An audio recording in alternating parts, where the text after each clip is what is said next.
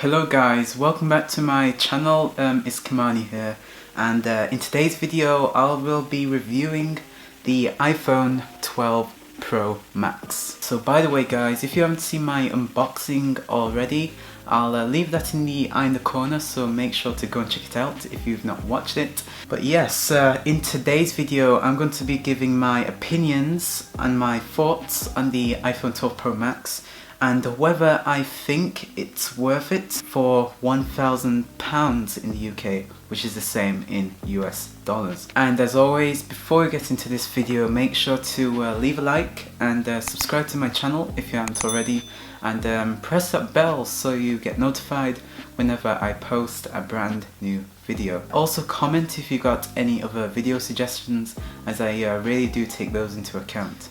So guys, I guess as always, without further ado, let's get straight into the review. Alright, so first of all, let's talk about the cameras. Yes, this is a quite controversial topic, as not many people really know why the iPhone has 3 cameras, so I'm going to show you. As you can see, this one is the wide camera, this one's the telephoto, and this one here on the right is actually the ultra wide.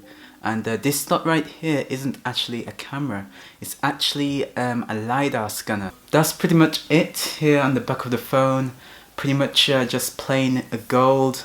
I really love the color, by the way. So one of my favorite parts about this phone is the LiDAR module, which I previously talked about. It allows me to take 3D scans of objects. Let me show you an example here. Alright, so there's this app called 3D Scanner app, and it's free to download on the App Store, by the way, so any of you can get it. So let's have a look at what this does. Okay, so guys, we're going to be taking a 3D scan of our setup here, and let's show you the cool feature on the iPhone 12 Pro Max. Alright, so guys, as you can see, we've got a 3D scan of our recording studio setup. It looks pretty good. I mean, obviously it's not perfectly accurate, because it normally works better with smaller objects, but I think it's done a pretty decent job, and it's all 3D too, so that's pretty cool. And also this LiDAR module is also used for taking low light portrait selfies. Not something I do, but yeah, that's another feature of the LiDAR module. Alright, so let's talk about the main cameras on this phone.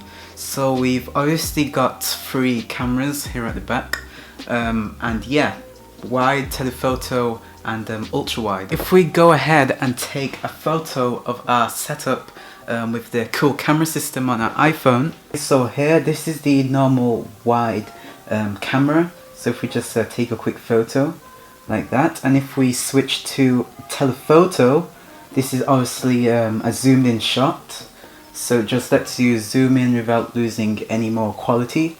So let's take a photo, and then if we go to from wide to ultra wide, you can see that the whole field of view is kind of increased here. Yeah, it's pretty cool if you're trying to take a photo of something that's very close to you, but you don't want to necessarily move back to get it in shot.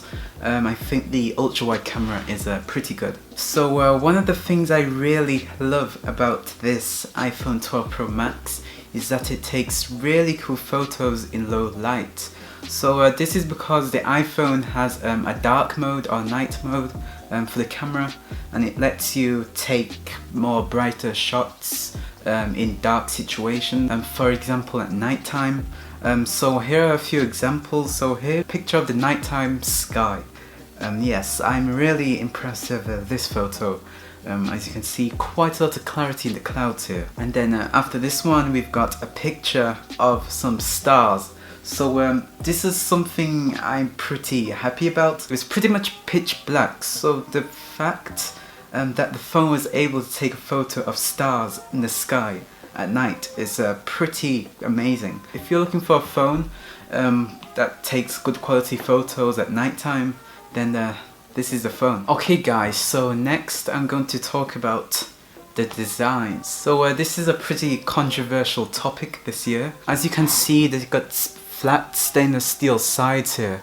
One of the things I'm not a fan of is that the stainless steel sides do tend to catch a lot of fingerprints. If you slap on a case on this thing, then this obviously won't be a problem for you, but I tend to rock my phones without cases, so I guess I'm going to have to deal with it, I guess. People were questioning whether the back was actually glass, and it is glass. So this is actually a matte textured glass.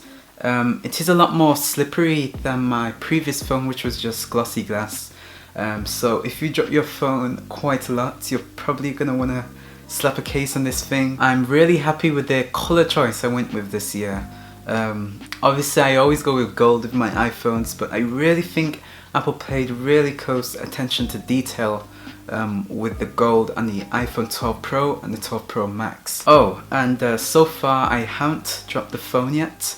I had my previous iPhone XS Max for 2 years without dropping it, so I don't think dropping the phone will be an issue. Okay, so as you guys may know, the iPhone 12s and the 12 Pros actually come with a 5G. So right now I've got a good solid 5G connection. All I'm gonna say is that 5G is pretty fast. Not all places will have 5G installed yet, as it's only new technology and we can only improve. Anyway guys, that's all for today's video.